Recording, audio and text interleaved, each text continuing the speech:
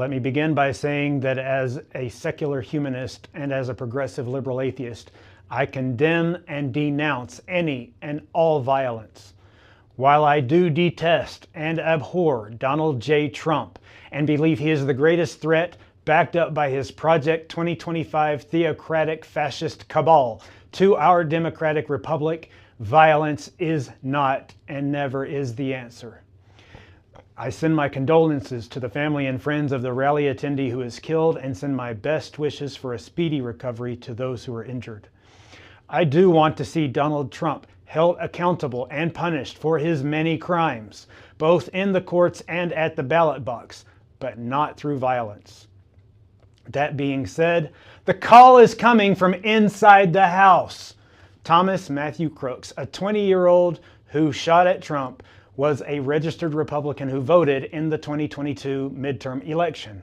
However, he apparently made a $15 donation to a group that helps get Democratic voters registered to vote in 2021 when he was 17 years old.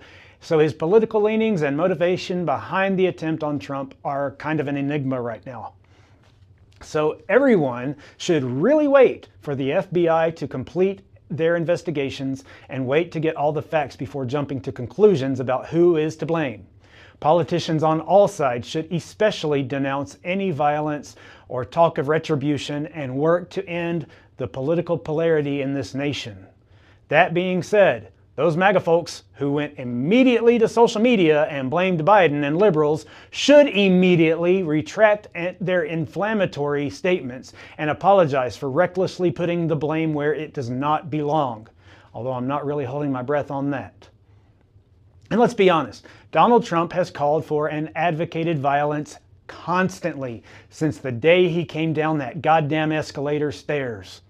In my almost 44 years on this planet, only members of the Republican Party have consistently fought tooth and nail to ensure that any legislation that would regulate the possession of firearms was prevented from passing, from coming to a vote, that it was repealed or struck down by the courts. After any tragedy, be it a school shooting or otherwise, Republicans go immediately into shutdown mode.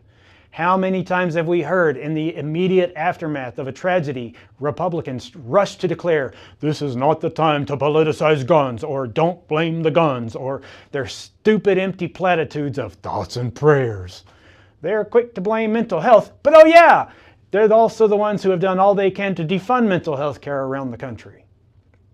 Now I'm sure Trump is going to milk this for all it's worth and grift his supporters harder than ever.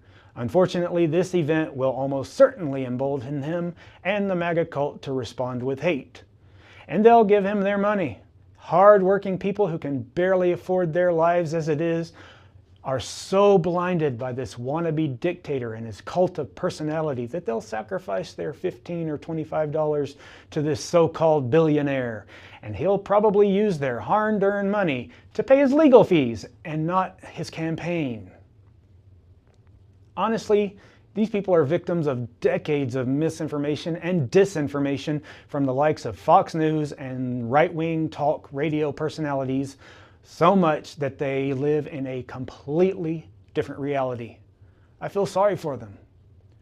But in terms of the presidential election of 2024, this changes nothing. Trump is not a hero. He is still a convicted felon, a serial sexual abuser held civilly liable, who openly confessed to assaulting women. He is all over Jeffrey Epstein's logbooks and records and spent a lot of time with Epstein. And we all know Epstein was trafficking underage girls. He still incited violence on January 6th and provoked an insurrection. He still illegally tried to use fake electors to overturn a legitimate election.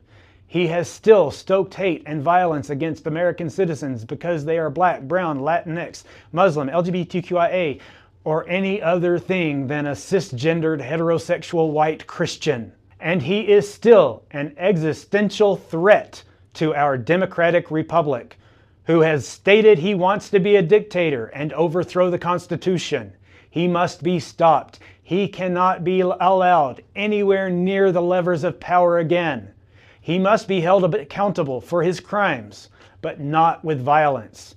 He must be held accountable in the courts and at the ballot box, and we must work harder than ever to ensure our democracy does not fall to theocratic fascism. We must defeat Donald Trump and his Project 2025 agenda once and for all, but we have to do it the right way.